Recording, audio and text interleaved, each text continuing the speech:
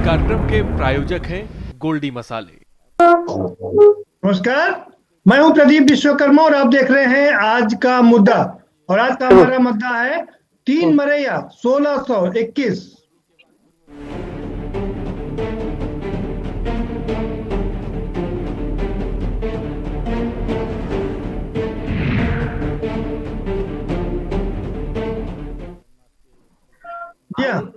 मौतों के आंकड़े को लेकर पहले ही उलझन भरी पड़ी है।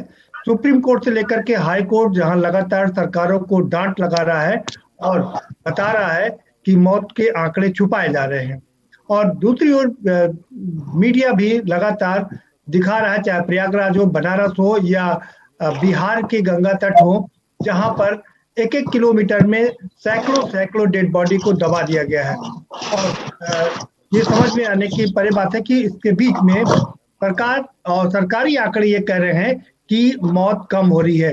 अगर किसी प्रदेश में मौत 30 दिखाई जा रही है तो वास्तव में उसकी एक्चुअल मौत कितनी ज्यादा है, इसके लिए हाई कोर्ट कई बार सरकारों को डांट भी लगा चुका है।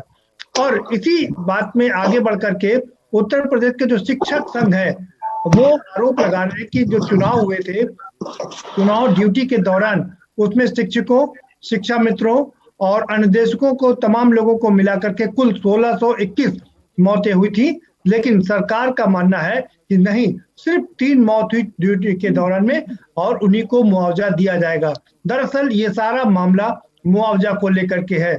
उत्तर प्रदेश शिक्षक संघ और तमाम संगठन ये मांग कर रहे हैं कि जो लोग, जिन शिक्षकों की मौत इस कोरोना काल में हुई है, वो चुनाव ड्यूटी के दौरान उन्हें 1 करोड़ का मुआवजा दिया जाए और उनके परिवार में किसी को सरकारी नौकरी दी जाए। तो वहीं सरकार का मानना है और आयोग का भी मानना है कि ड्यूटी के दौरान सिर्फ 3 लोगों की मौत हुई है। दरअसल खेल कहां पर है? खेल ये है कि आयोग का मानना यह है कि जब ड्यूटी के लिए घर से निकला हो शिक्षक और वापस अपने घर पर पहुंचा हो, तब तक ही ड्यूटी पर माना जाएगा, उसके आगे या पीछे ड्यूटी पर नहीं माना जाएगा। उधर शिक्षकों का शायद ये मानना है कि कोरोना कभी भी हो सकता है, ड्यूटी के दौरान हुआ कोरोना मौत 10, 12, 15 दिन बाद भी हो सकती है, जैसा अमूमन इस कोरोना काल में देखा जा रहा है। तो सवाल यही है कि 3 शिक्षकों की मौत हुई है या 1621, इसी पर चर्चा करेंगे। हमारे साथ में खास मेहमानों का पैनल है, हम उनसे आपको रूबरू करवाएंगे, लेकिन उससे पहले एक रिपोर्ट दिखा देते हैं। ये रिपोर्ट देखिए, उसके बाद इस पर चर्चा करेंगे।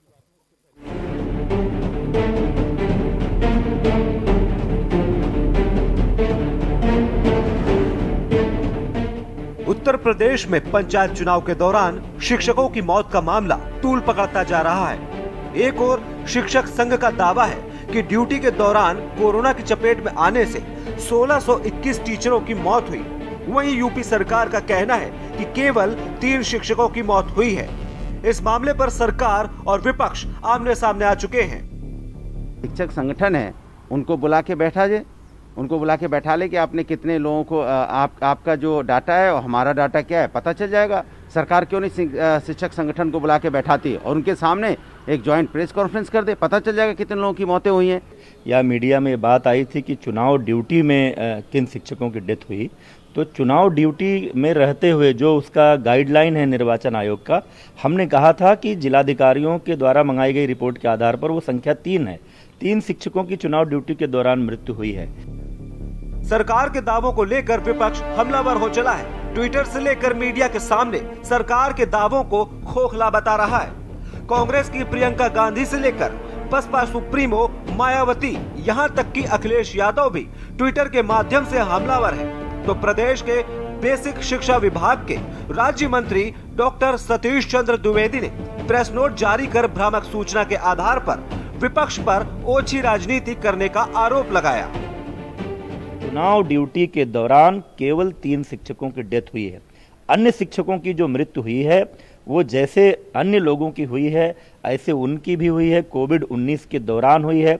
हमारी पूरी संवेदना उनके साथ है। हमने विभाग को निर्देश दिया है तत्काल उनके देयकों का भुगतान उनको किया जाए, उनके आश्रितों को नौकरी देने की प्रक्रिया शुरू की जाए। वो हमारे परिवार के सदस्य हैं। राहुल और प्रियंका से ज़्यादा हमको उनकी मृत्यु पर दुख है, लेकिन इस तरह की घटिया राजनीति राहुल और प्रियंका को नहीं करनी चाहिए।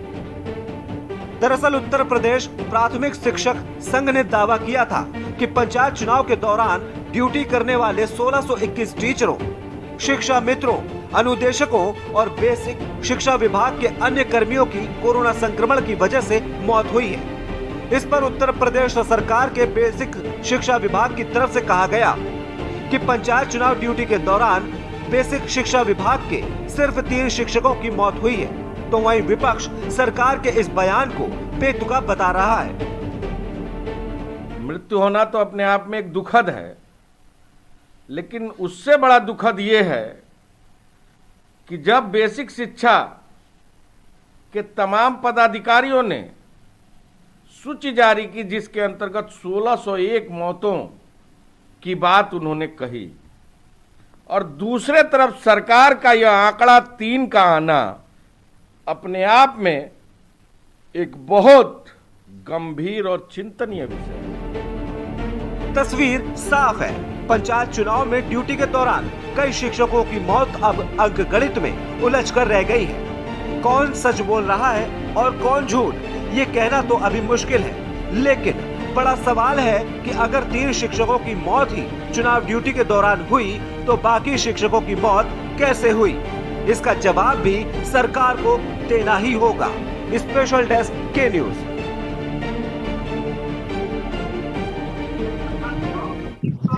तीन मरे या 1621, ये सबसे बड़ा सवाल है।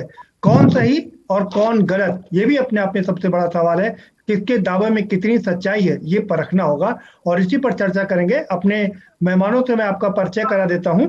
अशोक पांडे जी जुड़ चुके हैं, भारतीय जनता पार्टी के प्रवक्ता हैं, बहुत स्वागत है अशोक पांडे जी आपका। मनोज यादव जी जुड़ चुके हैं, समाजवादी पार्टी के प्रवक्ता हैं, आपका भी बहुत स्वागत है। और प्रोफेसर सीपी सिंह साहब जुड़ चुके हैं, राजनीतिक विश्लेषक हैं, आपका भी बहुत स्वागत है। और त्रिभुवन सिंह जुड़े हमारे साथ में, उत्तर प्रदेश के अध्यक्ष हैं राष्ट्रीय शैक्षिक महासंघ के, आपका भी बहुत स्वागत है। त्रिभुवन जी, आप अपना ऑडियो खोल लीजिए। अशोक पांडे जी का रुख करेंगे। अशोक पांडे जी,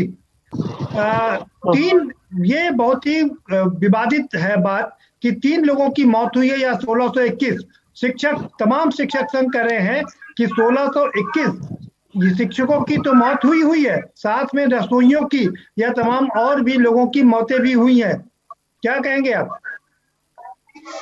देखिए, आपको बता दें कि ये जो हमारे पास रिपोर्ट है वो निर्वाचन आयोग, डीएम और सरकार ने आंकड़ा जुटाया है।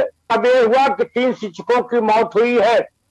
कुछ शिक्षक संघ 1600 कह रहे हैं और नेता प्रतिपक्ष 1600 कह रहे हैं, लेकिन हमारा ये मानना है कि निर्वाचन आयोग तो गलत आंकड़ा देगा नहीं, सरकार डीएम गलत आंकड़ा देंगे नहीं।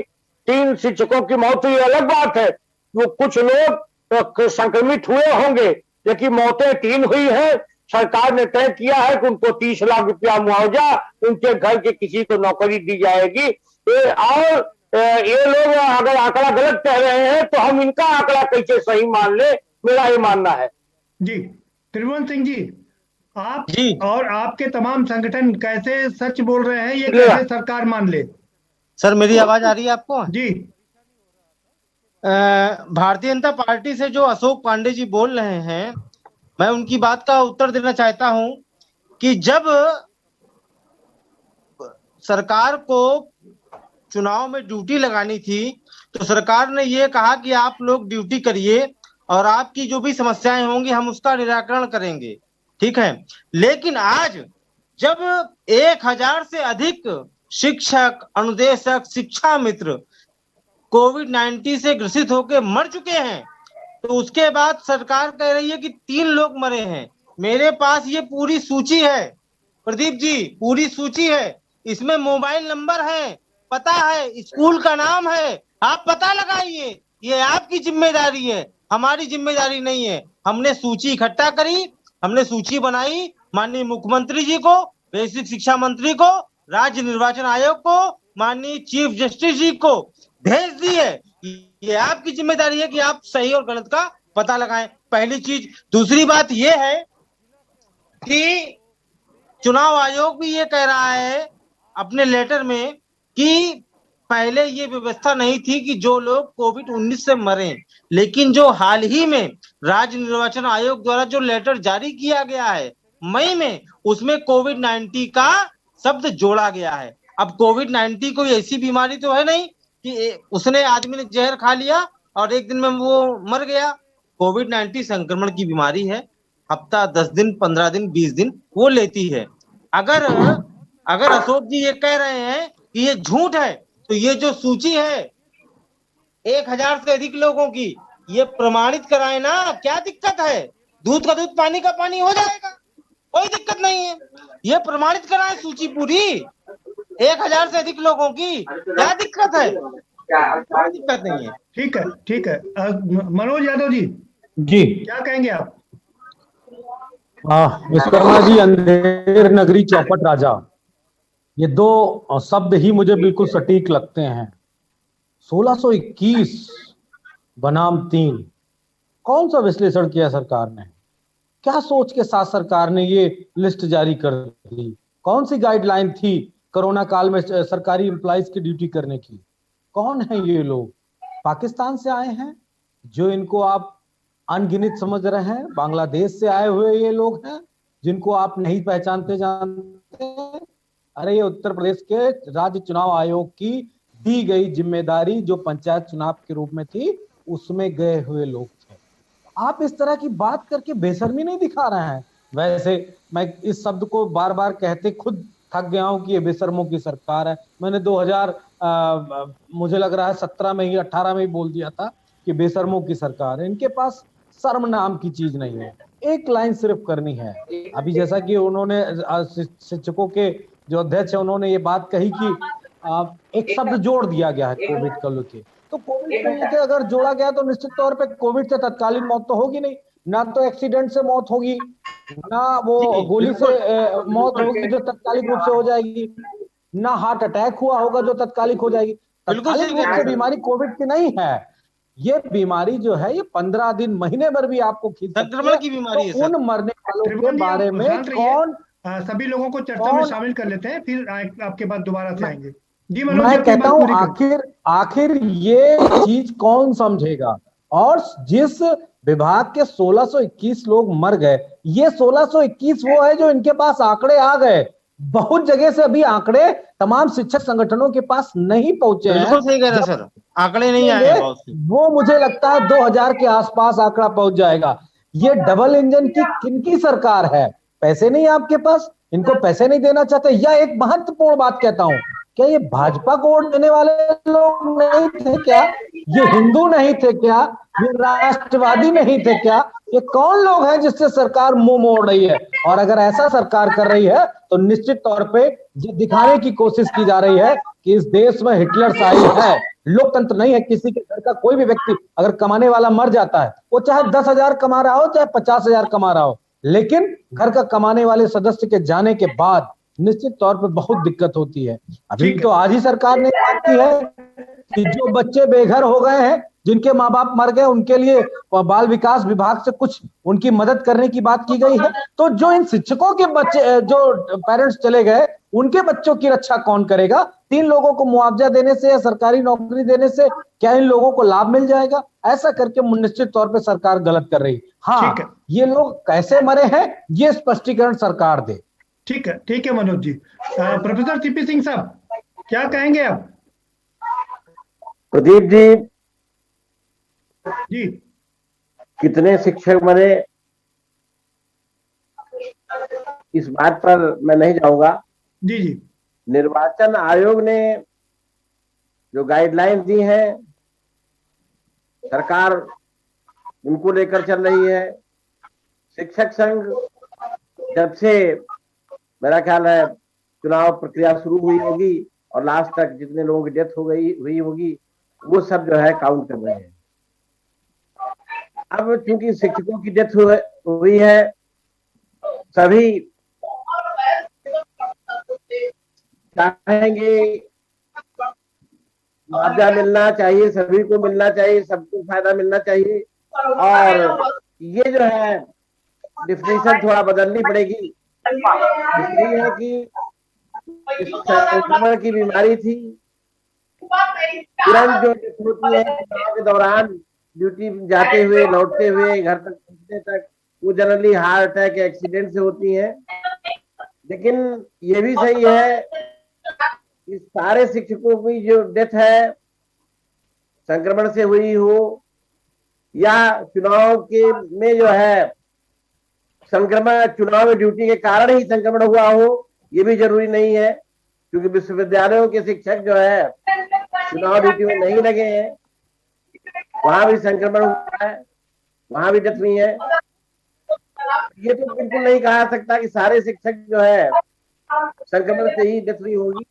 सरकार को कुछ चाहिए इस तरीके से कुछ डेफिनेशन को, क्योंकि उसमें बाद में जोड़ा गया है, जैसा कि कह रहे थे कि वर्ड जोड़ा गया है, तो कुछ ऐसा बीच का रास्ता निकाले जो वास्तव में जो है संक्रमण से जिनकी डेथ हुई है उनको जरूर इंक्लूड किया जाना चाहिए।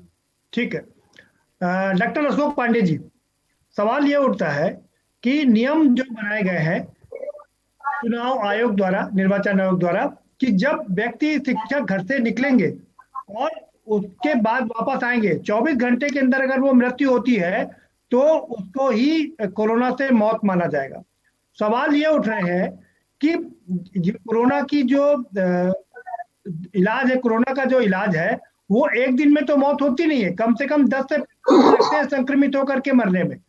तो ऐसे में आपको नहीं लगता कि ये ज्यादा अन्याय है लोगों के साथ में, शिक्षकों के साथ में, अनुदेशकों के साथ में?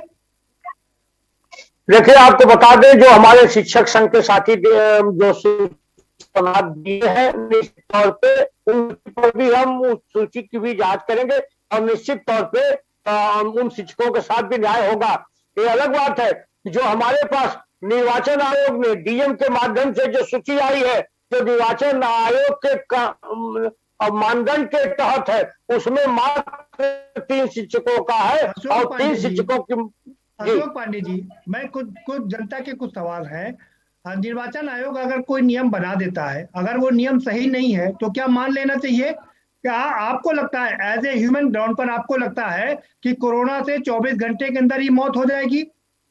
देखिए, मैं आपको बता तो रहा हूँ कि जो सूची हमारे भाई शिक्षक संघ के साथी ने डीएम जारी की है, उसको निश्चित तौर पे उस पर हम गंभीरता से देखेंगे और निश्चित तौर पे अगर ऐसा है तो शिक्षकों के साथ न्याय होगा। अशोक पांडे जी, आप यहाँ पर चैनल पर बैठ के कह रहे हैं कि हम देखेंगे, और शिक्षा विभाग के मंत्री सतीश द्विवेदी जी ने साफ कर दिया है कि नहीं, ये लिस्ट फर्जी है, 3 से ज्यादा शिक्षकों की मौत नहीं हुई है। तो अब देखिए, अभी तक देखिए, जब आपने कहा मानवीय आधार पे, तब मैंने कहा कि हाँ, मानवीय आधार पे निश्चित तौर पे उस पर विचार हो सकता है। मेरा ये कहना है, अब सरकारें जो चलती है, जो सरकारी आंकड़े आते हैं, चुनाव निर्वाचन आयोग ने चुनाव कराया, उनका जो आंकड़ा आया, डीएम ने जो आंकड़ा दिया, उसी आंकड़े के हिसाब से हमारे यहाँ 3 की मृत्यु हुई है, 3 को हम मुआवजा दे रहे हैं, उनके घर को नौकरी दे रहे हैं। मैं अशोक पांडे जी कुछ और चीजें आपसे क्लियर करना चाह रहा हूँ। शिक्षक क्या वही है जो परमानेंट नौकरी करता था? आपके पास आ रहा हूँ त्रिभुवन जी, क्या शिक्षक सिर्फ वही है जो परमानेंट नौकरी करता था? क्या शिक्षा मित्र, अनुदेशक या दूसरे जो शिक्षक हैं जो मानदेय पर काम करते हैं वो शिक्षक नहीं है? नहीं, निश्चित तौर पे वो शिक्षा से संबंधित है, तो मैं ये माना जाएगा वो शिक्षक भले न हो लेकिन शिक्षा से संबंधित है, शिक्षक की श्रेणी में ही आते हैं। तो फिर इतना डिफरेंस क्यों? कोई डिफरेंस नहीं, मैं बता रहा हूँ जो नियमावली के अनुसार आया है 3 का, लेकिन आपने जो कहा कि मानवीय आधार पे, वो जो हमारे भाई ने लिस्ट दिया है, उस लिस्ट को हम निश्चित तौर पे पुनर्लोकित करेंगे। ठीक है। त्रिभुवन जी, आपके लिए भी कुछ सवाल है। अब मैं आपके पास आऊंगा, आपको मौका पूरा दूंगा अशोक पांडे जी से सवाल करने के लिए, लेकिन सवाल ये होता है कि नहीं, सवाल ये है कि क्या डीएम झूठ बोल रहे हैं? क्या सरकार झूठ बोल रही है? क्या चुनाव आयोग झूठ बोल रहा है? सिर्फ आप ही सच बोल रहे हैं? देखिए, मेरा सच बोलना ना के बराबर है। ये जो सूची है प्रदीप जी, ये गवाह है। इसमें जो मोबाइल नंबर है, जो एड्रेस है, जो स्कूल का पता है, दर्ज है, वो ये गवाह है कि ये लोग मरे हैं। मेरे पास प्रूफ है, चुनाव में उनकी ड्यूटी लगी है, उनके डॉक्यूमेंट्स हैं, उनकी आरटी-पीसीआर की जांच है, उनके एक्सरे हैं। ये गवर्नमेंट कैसे कह सकती है और बड़े भाई अशोक जी कैसे कह सकते हैं कि ये लोग कोरोना से नहीं मरे हैं? पहली चीज, आप त्रिभुवन जी, आप कैसे इतने कॉन्फिडेंटली कर सकते हैं कि उन शिक्षकों की शहादत सिर्फ कोरोना से ही हुई है? सर मैं कह तो रहा हूं प्रदीप जी कि इन लोगों के डॉक्यूमेंट्स हैं, RT-PCR की जांच है, एक्सरे है, दवाइयों के पर्चे हैं। आप कैसे, क्या सबूत चाहिए आपको? सबूत क्या चाहिए? उत्तर प्रदेश में जहां ऑक्सीजन नहीं मिल रही है, बेड नहीं मिल रहा है, वहां पे इन लोगों ने कैसे दवा कराई होगी, कैसे अपना इलाज कराया होगा, आपको पता है? नहीं पता है। इनके पास जो लोग खत्म हुए हैं उनकी RT-PCR की जांच है, एक्सरे की रिपोर्ट है, दवाइयों के पर्चे हैं, चुनाव आयोग का कागज है। आपको क्या लगता है त्रिभुवन जी कि ये जो 3 लोगों का नाम बता रहे हैं वो किस बिना पर बता रहे हैं?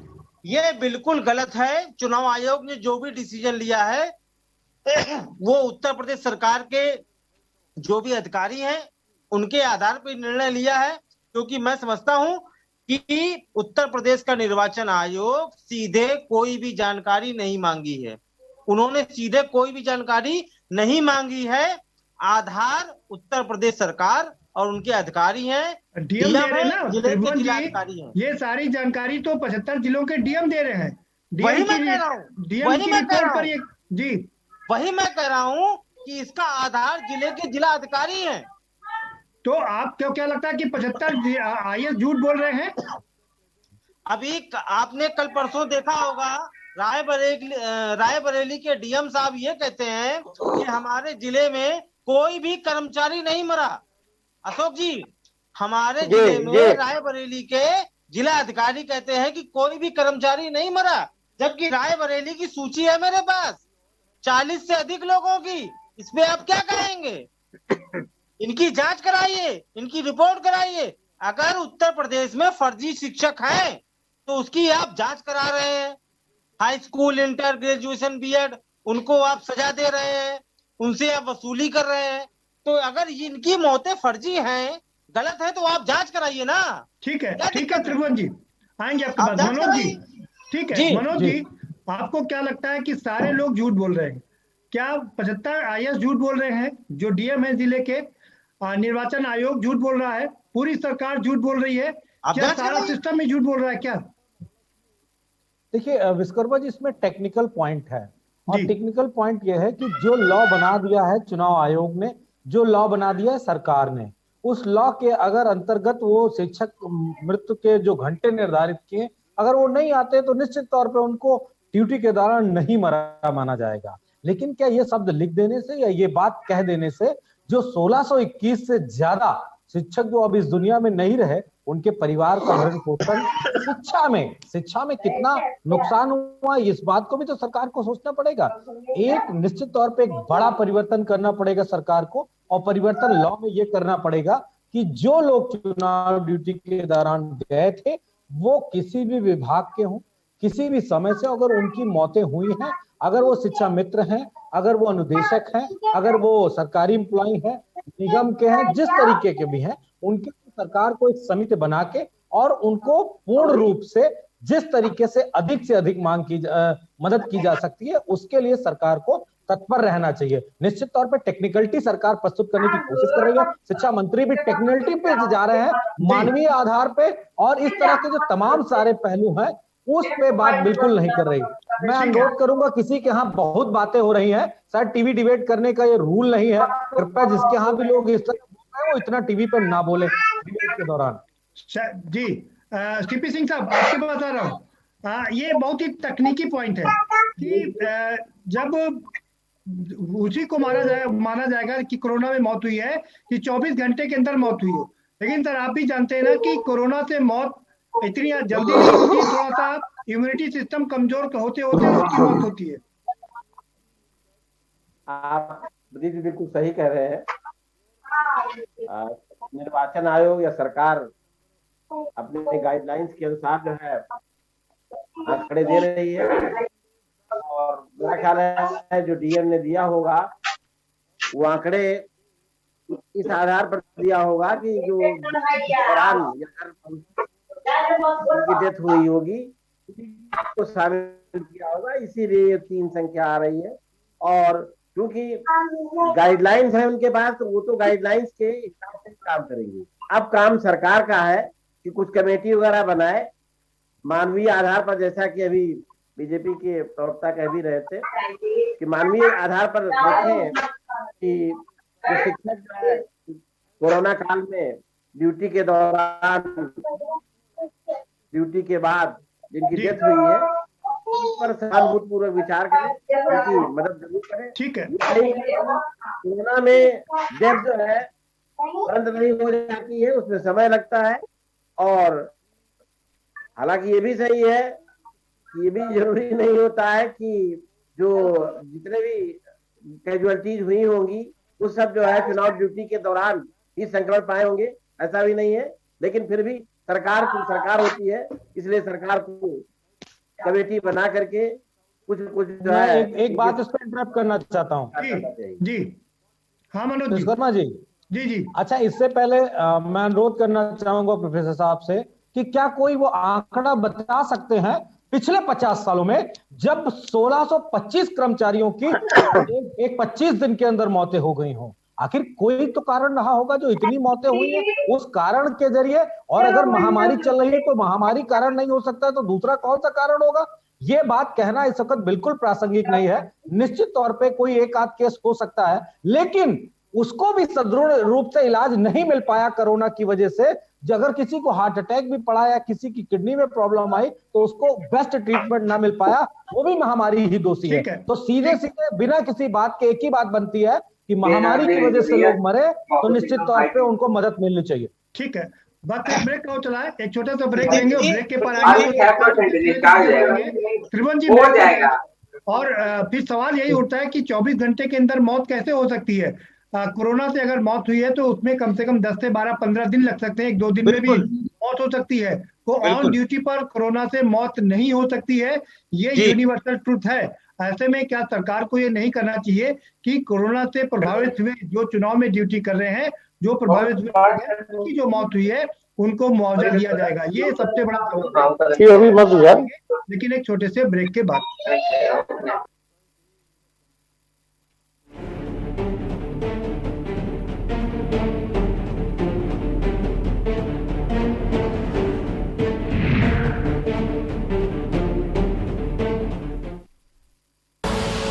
आप देख रहे हैं के न्यूज, खबरों का सारथी। जुबान के लिए उड़ चला गैरों की ज़मीं पर, खुशबू अपने पन की ढूंढता। दूर कितना भी जा, इस जुबान से दूर ना जा पाओगे। विमल, बोलो जुबान केसरी। और खुशबू में झूम के भाई लेके आए गोल्डी मसाले। गोल्डी मसाले, खुशबू और स्वाद ऐसा तो रिश्तों में गुस्सा कैसा। Online admissions in CMS for 2021-22 are open at school's website www.cmseducation.org. खुदी को आजमाया है तो ये अंदाज आया है, खुदी को आजमाया है तो ये अंदाज आया है। तुम में भी मैं हूं, शुद्ध प्लस पान मसाला।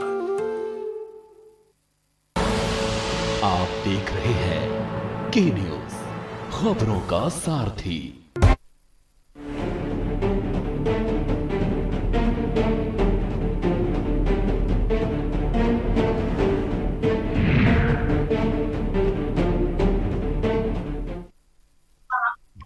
के बाद आप अरे सुनाई दे रहा, बता दो। और सीपी सिंह साहब आपके पास आऊंगा, आपसे समझने की कोशिश करेंगे। क्या आप इसको सही मानते हैं कि ड्यूटी के दौरान हुई मौत को मौत माना जाएगा? क्या कोरोना से 24 घंटे के अंदर मौत हो सकती है? प्रदीप जी, ये कहना बिल्कुल ठीक नहीं होगा, क्योंकि कोरोना एक ऐसा वो है, संक्रमण के टाइम लगता है, डेथ होने में टाइम लगता है। तो ये जो गाइडलाइंस है वो पुराने उसकी रही होंगी, कोविड के हिसाब से गाइडलाइन नहीं है। इस गाइडलाइंस को कुछ चेंज किया जाना चाहिए। और जो सरकार को हमने ये कहा कि भाई सहानुभूतिपूर्वक उनके शिक्षक थे, सहानुभूतिपूर्वक विचार करते हुए जरूर जो है एक जांच करा कर, कमेटी करा करके जो है ना चेंज करके, गाइडलाइन चेंज करके कुछ ना कुछ जरूर करना चाहिए, जैसा कि मध्य प्रदेश सरकार ने किया है। उत्तर प्रदेश सरकार को भी करना चाहिए। कर्मचारियों का हित सर्वोपरि है, शिक्षकों का हित सर्वोपरि है। जी, मैं एक और चीज आपसे समझना चाह रहा हूँ सिंह साहब कि क्या ये जो 3 लोगों की मौत दिखाई जा रही है, ये सिर्फ परमानेंट शिक्षकों की मौत है? बाकी जो अनुदेशक हैं, जो शिक्षा मित्र हैं, या जो दूसरे हमारे शिक्षा से जुड़े हुए लोग हैं, उनकी मौत को क्या मौत नहीं माना जाएगा? नहीं, बिल्कुल माना जाना चाहिए, क्योंकि आप चुनाव ड्यूटी में उनको लगाया आपने है, तो उनको जरूर जो है माना जाना चाहिए। क्यों नहीं माना जाना चाहिए? शिक्षक भले न हो या कुछ भी हो, कोई भी पद हो, उनसे हम कार्य दे रहे हैं, तो शिक्षकों को दे रहे हैं, तो उन लोगों को भी जो है मुआवजा दिया जाना चाहिए। ठीक है, और चाहे वो भाग रहे हो, चाहे रहे हो, उनको भी बेनिफिट। ठीक है अशोक पांडे जी, मैं आपके बता रहा हूँ, मामला यही है कि क्या जो रसोइये हैं, जो शिक्षा मित्र, जो हम लिस्ट की बात करें, ये 1621 के अलावा भी 100 रसोइयों की मौत की खबर भी बताई जा रही है। तो क्या ये लोग शिक्षा जगत से जुड़े हुए लोग नहीं है? इनकी मौत हुई है, क्या इनको इसमें इंक्लूड करना चाहिए? देखिए, मेरा ये मानना है कि अगर चुनाव आयोग चुनाव में उनकी ड्यूटी थी तो ये माना जाएगा, तो कर्मचारी चुनाव ड्यूटी में थे। हमारे निगाह में सारे लोग चुनाव अभिकर्ता या चुनाव अधिकारी ही हैं। मेरा ये मानना है कि सही है कि गाइडलाइन है कि ड्यूटी के दौरान मृत्यु हुई हो। मेरा ये मानना है कि संक्रमण हो सकता है, ड्यूटी करने के बाद आए हो, उसके बाद संक्रमण हुआ हो, ये जांच का विषय है। निश्चित तौर पे इसकी जांच हम कराएंगे और निश्चित तौर पे अगर सहानुभूतिपूर्वक विचार करते हुए इन लोगों पर हम जरूर विचार करेंगे, इसमें कोई दो राय नहीं है। लेकिन चूंकि हमारे पास जो अभी डीएम का आ रहा है, निर्वाचन आयोग की जो सूची है, उस हिसाब से हम सरकार काम कर रही है। अशोक पांडे जी, रायबरेली के डीएम कह रहे हैं कि यहाँ पर एक भी मौत नहीं हुई, जबकि विधायिका अदिति सिंह कह रही है कि मुख्यमंत्री को चिट्ठी लिखी है कि 53 शिक्षकों की मौत हुई है। और आप भी जानते हैं कि अदिति सिंह मुख्यमंत्री जी के काफी करीबी हैं। निश्चित तौर पे हम इसकी जांच कराएंगे, मैं तो कह रहा हूँ। डीएम झूठ बोल रहे हैं, झूठ विधायिका जी, झूठ और सच का फैसला जांच के बाद होगा। अगर जांच में सही पाया जाएगा तो शिक्षकों को मुआवजा मिलेगा। सबको मिलेगा सर, अशोक जी, सबको मिलेगा, ये बोलिए। बिल्कुल अगर इस स्थिति में सूची की हम जांच कराएंगे, इसमें कोई दो राय नहीं है। लेकिन अभी हमारे पास जो आंकड़ा है 3 शिक्षकों की मौत का, हमने उनकी व्यवस्था कर दी है। अशोक जी, आप हमको नंबर दीजिए, हम आपको व्यक्तिगत सूची भेज देते हैं, व्यक्तिगत पर्सनल भेज देते हैं। आप नंबर बताइए। ठीक है त्रिभुवन जी, हम आपको नंबर दे देंगे, आप उनको सूची भेज दीजिएगा। त्रिभुवन जी उनके पास सूची है, इससे आप निशा खाती रहिए। सवाल, आपको जो सवाल पूछना वो सवाल पूछ सकते हैं त्रिभुवन जी। पहला सवाल तो ये है अशोक जी से कि कोविड-19 बीमारी WHO के द्वारा घोषित की गई है, और इस WHO ने ये कहा है कि कोविड-19 में ये जरूरी नहीं है कि उसका RT-PCR की जांच पॉजिटिव ही हो, ऐसा नहीं है। कोविड-19 में उसके फेफड़े कर सकते हैं, तमाम प्रकार के उसके क्षेत्र हैं। अब चुनाव आयोग ने और सरकार ने ये कहा है अपने आदेश में कि हम मुआवजा उसी को देंगे जिसके पास RT-PCR की रिपोर्ट होगी। जबकि प्रदीप जी, ऐसे कई केस हैं, सैकड़ों, कि जिनकी RT-PCR की जांच नहीं हुई है और वो अपने मरीज को लेकर हॉस्पिटल में भागते रहे हैं। ठीक बात है त्रिभुवन जी, ये बात ठीक है कि बहुत सारे केस एसिम्प्टोमेटिक भी हुए हैं जो जांच में नहीं आए हैं। ठीक है, आप बिल्कुल ठीक कह रहे हैं। लेकिन सवाल ये भी उठता है त्रिभुवन जी कि क्या हर जो व्यक्ति बीमार हुआ है, हर शिक्षक जो बीमार हुआ है, उसको कोरोना से हुई मौत ही मान लिया जाएगा? सर, ये सवाल सरकार का है, सीएमओ का है। जिले स्तर पे सीएमओ जांच करे, डीएम जांच करे, हमें कोई दिक्कत नहीं है। तो जांच करके बता तो दिया कि 3 शिक्षकों की मौत हुई है। सर, ये बिल्कुल सरासर गलत है। जब आपके रायबरेली के डीएम कह रहे हैं कि एक भी मौत नहीं हुई है। मेरे पास प्रमाण है, प्रूफ है, आरटीपीसीआर की जांच है, चुनाव के कागज है। आप कहिए तो मैं भेजूंगा आपके पास। कागज है हमारे पास में जी सर। और मैं बता दूं कि ये लड़ाई यहाँ पर खत्म नहीं होती है। ये लड़ाई सुप्रीम कोर्ट तक जाएगी। Allahabad high court bar association के वर्तमान में जो अध्यक्ष हैं अमरेंद्र नाथ सिंह जी, उन्होंने वादा किया है कि आपकी इस लड़ाई को मैं लड़ूंगा। और हाई कोर्ट से लेकर त्रिभुवन जी आपके पास पूरा समय है, आप अपने सवाल अशोक पांडे जी से पूछ सकते हैं। अशोक जी से मेरा पहला सवाल है कि जैसे माननीय मुख्यमंत्री मध्य प्रदेश सरकार ने ये कहा है कि जो भी कर्मचारी, चाहे वो संविदा का हो, रेगुलर हो, एडॉप पे हो, डेली बेसिस पे हो, जो भी हो, अगर वो कोविड-19 से मरा है तो उसको हम नौकरी देंगे, कंपनसेशन भी देंगे और उसके परिवार को आर्थिक सहायता भी देंगे।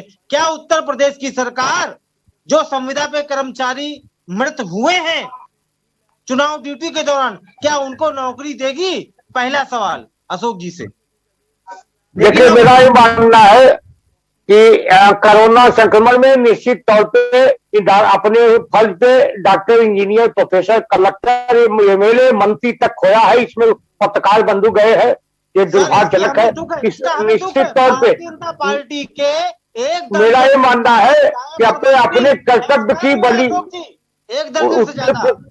उत्तर प्रदेश की में जो भी कर्मचारी अपने कर्तव्य में कोरोना पॉजिटिव हो के निधन हुआ है, निश्चित तौर पे हम उस पर सहानुभूति विचार करेंगे। इसमें कोई दुविधा नहीं है। निश्चित एक तय करना उत्तर प्रदेश सरकार का काम है, हम पार्टी प्रवक्ता है। ये जरूर है कि आपकी बात को हम प्रदेश के मुख्यमंत्री जी से कहेंगे। सर, नौकरी मिलेगी कि नहीं मिलेगी ये बता दीजिए। अरे भाई त्रिभुवन जी, अशोक जी साहब कह रहे हैं सरकार फैसला लेती है, अशोक पांडे जी आपकी बात को सरकार तक पहुंचाएंगे। निश्चित तौर पर बिल्कुल बिल्कुल बिल्कुल मेरा ये मानना है, कर्तव्य की बलिवेदी पर जिन लोगों ने अपनी आहुति दी है उनके प्रति सहानुभूति पूर्वक विचार सरकार करेगी। जी दूसरा सवाल प्रदीप जी, दूसरा सवाल, यही उत्तर प्रदेश के ये वो कर्मचारी हैं जिन्होंने माननीय योगी आदित्यनाथ उत्तर प्रदेश जी के कहने पर, माननीय बेसिक शिक्षा मंत्री सतीश द्विवेदी जी के कहने पर 76 करोड़ रुपए 76 करोड़ 55 लाख रुपए कोरोना काल में दिए बेसिक शिक्षा विभाग के केवल। इसके अलावा पुलिस डिपार्टमेंट के लोग हैं, अन्य डिपार्टमेंट के लोग हैं, उन लोगों ने भी दिए। तो मेरा सवाल यही है कि आखिर हमारे साथ ऐसी जो समस्याएं उत्पन्न हो रही हैं, शिक्षक हैं, शिक्षा मित्र हैं, ठीक बात है। आपको क्या लगता है कि ये 3 का आंकड़ा कहाँ से आया? त्रिभुवन जी, सवाल ये उठता है कि आपको क्या लगता है ये 3 का आंकड़ा कहाँ से आया? अब सर ये तो सरकार बताएगी, हम क्या बताएंगे? सरकार ने आंकड़ा कहाँ से दिया है? अशोक जी कैसे आंकड़ा सरकार ने, अशोक जी बताएंगे। सरकार को आंकड़ा निर्वाचन आयोग ने दिया है, डीएम की रिपोर्ट पर आई है, और ये जो आंकड़ा आया है निर्वाचन आयोग ने दिया है। आंकड़ा किसने दिया है? निर्वाचन आंकड़ा किसने दिया है? जो जिलाधिकारी लोग हैं, जो डीएम लोग हैं, उससे संबंधित अधिकारी हैं, उन लोगों ने दिया है। कौन है जिम्मेदार? जिलाधिकारी है। देखिए, मेरा ये मानना है कि अभी तक जो हमारे पास रिपोर्ट है हम उसी के आधार पर सत्य मानते हैं। लेकिन जो आप सूची प्रस्तुत कर रहे हैं, निश्चित तौर पे उसकी हम जांच कराएंगे और निश्चित तौर पे उस पर सहानुभूति पूर्वक विचार होगा। आदरणीय अशोक जी, मोबाइल नंबर, स्कूल के नाम, विद्यालय के नाम, यहाँ तक कि कम से कम 6 से अधिक लोगों, 6 से अधिक खंड शिक्षा अधिकारी, बेसिक शिक्षा अधिकारी, अधिक से अधिक लोग इसमें हताहत हो चुके हैं। अधिक से अधिक लोग, शिक्षक और शिक्षा मित्र अनुदेशक छोड़ दीजिए, अधिकारी इसमें एक्सपायर हो गए हैं कोविड-19। अरे आपको बता दें कि कर्तव्य की बलिवेदी पर बहुतों ने अपनी जान कुर्बान की है। पत्रकार बंधु हैं, छायाकार बंधु हैं, डीएम हैं, एसपी हैं, और मंत्री हैं, एमएलए हैं, पार्षद हैं। निश्चित तौर पे अपने कर्तव्य की बलिवेदी पर जिन लोगों ने शहादत दी है, उनको हम नमन करते हैं। निश्चित तौर पे हम सरकार की पूरी सहानुभूति में चाहते हैं। कि जो भी लोग उनके परिवार वालों को अधिक से अधिक मुआवजा मिलेगा। आदरणीय अशोक जी, प्रदीप जी एक मिनट, आदरणीय अशोक जी मेरा ये मानना है जी, मेरा ये मानना है कि वो जो सूची आप जारी कर रहे हैं उस सूची की हम जांच कराएंगे और सहानुभूति पूर्वक विचार करेंगे, इसमें कोई दो राय नहीं है। क्योंकि प्राथमिक शिक्षक हमारा उत्तर सरकार की ऋण होता है। तो इस समय कोरोना संक्रमण में लोगों को कोरोना मरीज के यहाँ दवाई पहुंचा रहा है, वो जनगणना में सहायक होता है, चुनाव में सहायक होता है। निश्चित तौर पे उस सूची की हम जांच कराएंगे और उस विचार करेंगे। ठीक है मनोज जी, सवाल ये उठता है कि कोर्ट आदेश दे देती, निर्वाचन आयोग ये बना देता है, लेकिन असली काम को डीएम की करना पड़ता ना। आपकी 5 साल सरकार रही 2012 से लेकर के 2017 तक। सुप्रीम कोर्ट ने कहा कि अगर भूख से मौत होगी तो उसका असली जिम्मेदार डीएम होगा। आपने देखा आज तक जब से सुप्रीम कोर्ट ने ये नियम लागू किया है, आज तक भूख से एक भी मौत नहीं हुई है। तो खेल तो होता है ना। निश्चित तौर पे विश्वकर्मा जी, इसमें दो राय नहीं है कि जब कोई बात ब्यूरोक्रेसी पे आती है तो उनके आंकड़ों को गोलमाल कर दिया जाता है। मैं कह रहा हूं कि ये जो शिक्षक संघ 1621 लोगों की लिस्ट सौंप रहा है, ये कोई बांग्लादेश से आए हुए शरणार्थी थोड़ी नहीं है जो इस देश में अपनी नागरिकता के लिए आवेदन कर रहे हैं या मांग रहे हैं कि हम इस देश के ही नागरिक हैं। इनकी लिस्ट देने की आवश्यकता क्यों पड़ रही भाई? सरकार के पास क्या शिक्षा व्यवस्था नहीं है क्या? क्या अधिकारी नहीं है क्या? डीएम नहीं है क्या? शिक्षा हर जिले में बेसिक शिक्षा अधिकारी होता है, सभी कुछ तो है। क्या वो उनसे आंकड़े नहीं ले सकते हैं?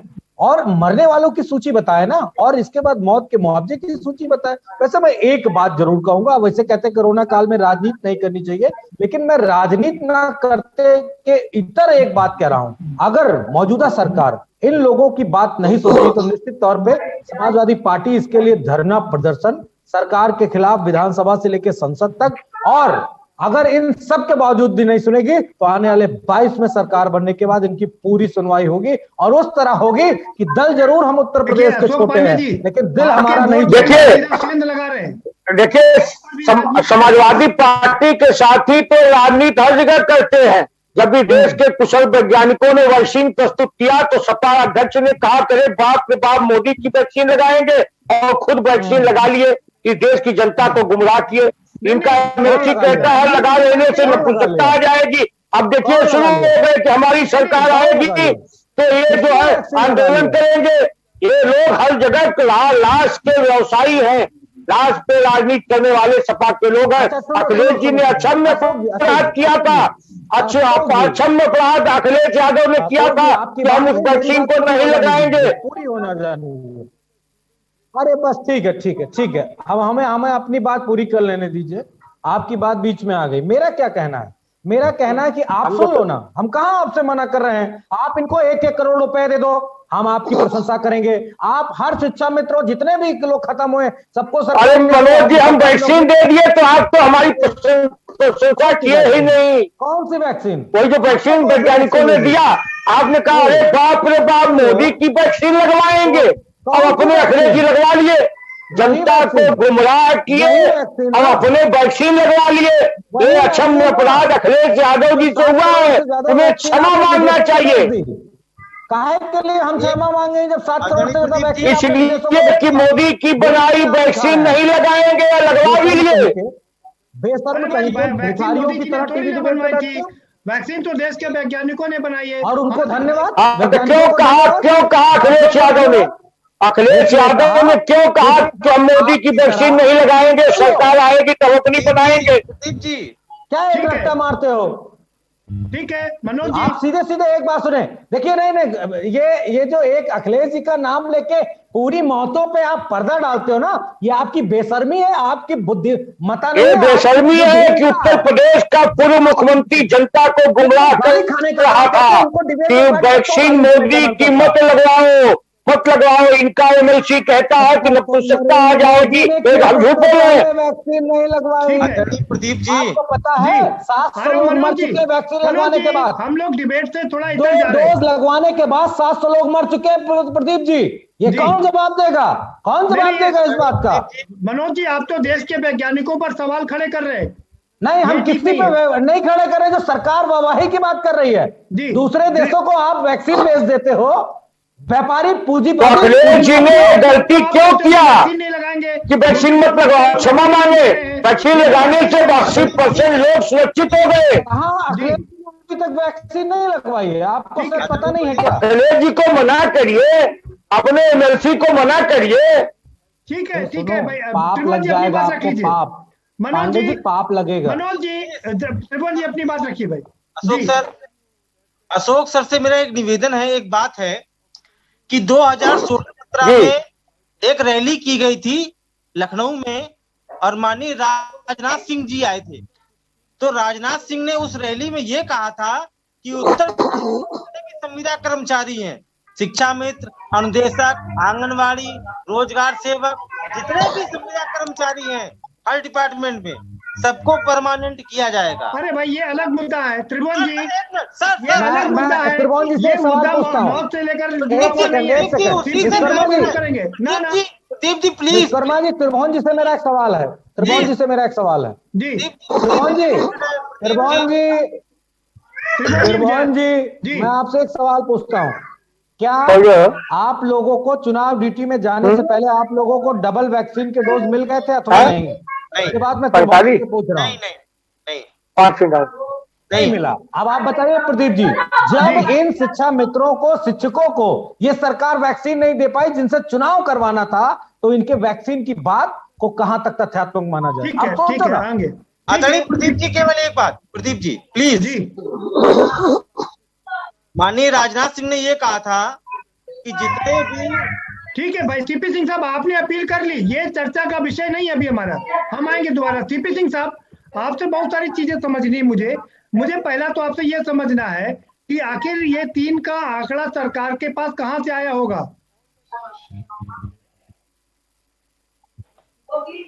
प्रदीप जी, सरकार के पास आंकड़ा चुनाव आयोग ने दिया होगा, चुनाव आयोग को डीएम ने दिया होगा, और मेरा ख्याल है उसमें उन्हीं मौतों को गिना गया होगा जो ड्यूटी के दौरान जाते वक्त या आते वक्त घर पहुंचने तक जिनकी डेथ हुई होगी, वही आंकड़े उसमें है, इसीलिए 3 की संख्या आती है। कोरोना से जिनकी डेथ हुई है वो संक्रमण नहीं है, इसीलिए वो 3 की संख्या है। डीएम तो जो है रिकॉर्ड के अनुसार आईएएस होते हैं, वो रिकॉर्ड के हिसाब से अपने काम करते हैं, और जो गाइडलाइन है उसी के अनुसार आप भी होते, हम भी होते, डीएम तो वही करते, या कोई भी होता, जो गाइडलाइन है उसी के अनुसार वो काम करेगा। तो काम सरकार का है कि देखिए कि जो है मानवीय आधार पर क्या किया जा सकता है। जी सीपी सिंह साहब, एक चीज और समझेंगे आपसे कि ये जो शिक्षा मित्र है या अनुदेशक है या रसोइये हैं जिनकी मौत हुई है, क्या उनको इसमें इंक्लूड नहीं किया गया है? भले नहीं किया गया, लेकिन किया जाना चाहिए, क्योंकि उनसे इलेक्शन जो है ड्यूटी पर लगाया गया है, तो उनको भी वो बेनिफिट्स है वो दिए जाने चाहिए। नहीं, लेकिन जब वो सरकारी कर्मचारी नहीं है तो उनको मुआवजा कैसे दिया जाएगा? अबे माने गाइडलाइन चेंज करेंगे तो उसमें सरकार को लाभ बनाना है, अपना चेंज कर सकती है सरकार, उसमें क्या दिक्कत है? जी नहीं, जो लोग कॉन्ट्रैक्ट पर हैं, अगर संविदा पर काम कर रहे हैं, उनकी मौत हुई है तो उनको मुआवजा कैसे देगी सरकार? ला बना करके ला चेंज कर सकती है, उसमें क्या दिक्कत है? ला चेंज करे। जी अशोक पांडे जी, विधायिका तो करे। जी अशोक पांडे जी, सीपी सिंह साहब कह रहे हैं नहीं, लेकिन जो गाइडलाइंस चुनाव आयोग ने बनाई है, आ रहा हूँ त्रिभुवन जी आपके पास, जो गाइडलाइंस चुनाव आयोग ने बनाई है, क्या उस पर सरकार अपनी अलग से गाइडलाइन बना सकती है?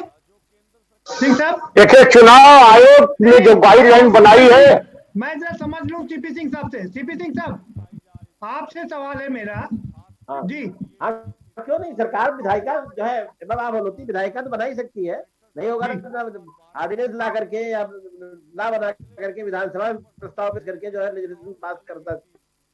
जी ठीक है, चाहे तो कर सकते हैं, ऐसा क्यों नहीं कर सकते हैं? जी अशोक पांडे जी, पास तो ला बनाने की विधायिका होती है। जी जी जी इनमें जो 3 है उसमें जरूर उन्होंने डीएम ने जो है कंट्रैक्ट वालों को, राग वालों को नहीं काउंट किया होगा मेरा ख्याल। जी क्योंकि अशोक पांडे जी गाइडलाइन में जो आज की गाइडलाइन है उसमें इंक्लूडेड नहीं होते हैं। जी अशोक पांडे जी जी देखिए, निर्वाचन आयोग तो अलग स्वायत्त संस्था है, निश्चित तौर पे उसका अपना नियम कानून है। तो जरूर है कि सरकार, क्योंकि जनता की सरकार है, जनता ने बनाया है, तो निश्चित तौर पे सरकार कोई भी ऑर्डिनेंस ला सकती है, कानून बना सकती है। जनता के हितों में जो भी है वो बनेगा। ये जरूर है कि जो सूची हमारे भाई प्रस्तुत किए हैं उस सूची पर हम जांच करेंगे और सहानुभूति पूर्वक विचार करेंगे। लेकिन अभी तक तो निर्वाचन आयोग की गाइडलाइन के अनुसार, डीएम के रिपोर्ट के अनुसार हमारे पास 3 शिक्षकों की मृत्यु का है, उस पर हम काम कर रहे हैं। अशोक पांडे जी, जब शिक्षा मित्र साफ कर चुके हैं कि हमारे पास सिर्फ 3 लोगों की मौत का आंकड़ा है और इससे ज्यादा नहीं है, तो अब कैसे ये मान लिया जाए कि आप गाइडलाइंस में परिवर्तन करेंगे? देखिए, आपको बता दें कि मेरा ये मानना है कि जिस तरह से हमारे साथी लिस्ट प्रस्तुत करें, वो लिस्ट उत्तर प्रदेश के यशस्वी मुख्यमंत्री जी के पास, साथियों के पास रहेगी। निश्चित तौर पे उसकी जांच होगी और अगर उसमें जो सही पाया जाएगा, निश्चित तौर पे सरकार उस पर विचार करेगी, इसमें कोई दो राय नहीं है। अशोक पांडे जी, आपको अलग से नियम बनाना पड़ेगा। अगर निर्वाचन आयोग ने नियम बनाया है तो सीपी सिंह साहब बता रहे हैं कि सरकार उस पर एक अपना ऑर्डिनेंस ला सकती है या नया नियम बना सकती है कि कैसे सबको सम्मिलित करके उनको मुआवजा दिया जाए। जी बिल्कुल बिल्कुल, आप सही कह रहे हैं। और सरकार की सहानुभूति हर शिक्षक पर है जिसने जो कोरोना पॉजिटिव होकर जिसकी मृत्यु हुई है। ठीक है, मनोज जी कुछ सवाल पूछना चाह रहे हैं? हाँ मनोज जी। देखिए, इस सरकार के पास जादूगरी है और आंकड़ों की जादूगरी इस तरह है। मनोज जी, मैं आपसे एक अनुरोध, अशोक पांडे जी आपसे अनुरोध है कि डिबेट के दौरान घर वालों से बात ना करें और घर वालों को भी शांत कर दें। विनम्र अनुरोध है, क्योंकि करोड़ों लोग आपको देख रहे हैं, मैसेज गलत जा रहा है। जी मनोज जी। नहीं, मैं वो बात मेरे मन में भी थी, मैं एक बार टोक भी चुका और ब्रेक में भी टोका, लेकिन अब सोचो अगर डिबेट में किसी पार्टी के लोग इस तरह की डिबेट कर रहे हैं, उनको सरकार चलाने का और सरकार शासन सत्ता करने का तजुर्बा क्या होगा? अरे कई बार कही जा चुकी बात। अरे बच्चों को अंदाजा नहीं रहता, लेकिन बड़ों को सब रहता। मैं कहता हूँ ये सरकार आंकड़े वाली सरकार, गजब के आंकड़े प्रस्तुत करती है। 15 करोड़ राशन जो धारक है उत्तर प्रदेश में, उनको 15 करोड़ लोगों को ये सरकार देने जा रही है राशन। आपको पता है हर राशन कार्ड पे औसतन 4 यूनिट बनता है। अगर 15 करोड़ राशन कार्ड को दे रही है तो आप सोचो कितनी आबादी हो जाएगी। आपको इन आंकड़ों से के विषय में कुछ कहना हो तो जल्दी से कह दीजिए। मैं इस पे एक ही बात कहना चाहूंगा और पुनः कह रहा हूं, अगर सरकार इस पे सुनवाई नहीं करेगी तो आने वाले समय में समाजवादी पार्टी इन शिक्षकों के साथ, राज्य कर्मियों के साथ और जिन जिन की बात सरकार नहीं सुनना चाहती हो, कोर्ट में मामला ले जाना चाहती है, उन सबको सरकार बनने के बाद पहला फैसला दिया जाएगा, इन सब की बात सुनी जाएगी। ठीक है, त्रिभुवन जी आप कुछ कहना चाह रहे थे? पांडे जी, आपसे सवाल है कि क्या उत्तर प्रदेश की योगी सरकार जो दिवंगत कर्मचारी पंचायत चुनाव के दौरान हुए हैं, क्या उनको 50 लाख रुपए नौकरी देगी? पहला सवाल, क्या नौकरी और 50 लाख रुपए देगी? जैसा अरे 30 लाख रुपए दे रही है त्रिभुवन सिंह जी, सरकार ने 30 लाख देने का वादा किया, 3 लोगों को 30 लाख रुपए दे रही है। सर लोग नहीं है, यही तो दिक्कत है। बाकी पैसे दिया जलाएंगे, 30 लाख रुपया उसके घर के कर्मचारी, उसके घर के किसी सदस्य को नौकरी। जी जी, अरे वो 3 लोगों को देगी ना, 3 लोगों को, 3 लोगों को जो हमारे पास आंकड़ा है। अशोक सर आपसे कि वर्तमान सरकार ने 2016-17 में ये कहा था कि हमारी सरकार बनेगी, ये मैनिफेस्टो में भी रखा है, प्रमुख मुद्दा है, क्योंकि छोड़िए कहाँ झूठों के चक्कर में पड़े। एक मिनट, ठीक है भाई त्रिभुवन जी, निर्दयी लोग हैं, निर्दयी। तो उत्तर प्रदेश में त्रिभुवन जी मुझे जल्दी से ये बता दीजिए, त्रिभुवन जी जल्दी से मुझे ये बता दीजिए कि अगर सरकार आपकी बात नहीं तो आगे आप क्या करेंगे? सर हाई कोर्ट से लेकर सुप्रीम कोर्ट तक जाएंगे, सड़कों पर आएंगे, और अगर तब भी नहीं होती है, सरकार नहीं मानती है हमारी बात को, हमारी समस्या को, तो आर पार की लड़ाई होगी। जी चलिए अशोक पांडे जी, अगर आपने बात नहीं मानी तो समाजवादी पार्टी भी सड़क पर उतरने को तैयार है और शिक्षक लोग भी। देखिए, समाजवादी पार्टी तो जब सत्ता में आएगी तब ये आंदोलन करेगी, उसके पहले आंदोलन नहीं करेगी। ये मंगोली लाल के हसीन सपने हैं। मेरा मानना है कि इन कर्मचारियों की बातों पर निश्चित तौर पे हम विचार करेंगे, सहानुभूतिपूर्वक विचार करेंगे और उन शिक्षकों के साथ न्याय होगा। ठीक है, सीपी सिंह आपका फाइनल कमेंट क्या कहेंगे? पांडे जी मंदबुद्धि वाली बातें क्यों टीवी डिबेट पे करते हैं? मुझे तो बड़ी शर्म आती है। अरे हम सरकार बनाने के बाद क्यों आंदोलन करेंगे भाई? अरे आप ही कह रहे हैं कि सपा की सरकार बनेगी, हम ये करेंगे, हम इनको न्याय देंगे, इनको नौकरी देंगे, इनके परिवार को। आज सपा की सरकार बेशर्मी की बात मत करिए। हम आपकी तरह मंदबुद्धि नहीं है, हम आपकी तरह मंदबुद्धि नहीं, आरएसएस से हमने ट्रेनिंग नहीं ली है। विचार करना चाहिए। हमारा काम, हमारी पार्टी का मेन वेक्टर ही सामाजिक न्याय रहा है। अधिक से अधिक सहायता शिक्षकों को देनी चाहिए। सीपी सिंह साहब आप अपना फाइनल कमेंट दे सकते हैं जी। लीगली वो डिफिनीशन में ना आते हो, फिर भी ला चेंज करके जो है, अरे घर की पार्टी है, कुछ न कुछ जो है। अशोक पांडे जी आपका समय समाप्त हो गया जी, बहुत शुक्रिया सभी मेहमानों का, बहुत शुक्रिया इस चर्चा में शामिल होने के लिए। तो कुल मिलाकर के मामला यही है कि शिक्षक और उनके संगठन कह रहे हैं कि 1621 से ज्यादा मौतें हुई हैं। सरकार का मानना है कि सिर्फ 3 शिक्षकों की मौत हुई है, इनको वो 30 लाख रुपए का मुआवजा देगी। तो वहीं विपक्ष पूरी तरीके से सरकार पर हावी हो रहा है।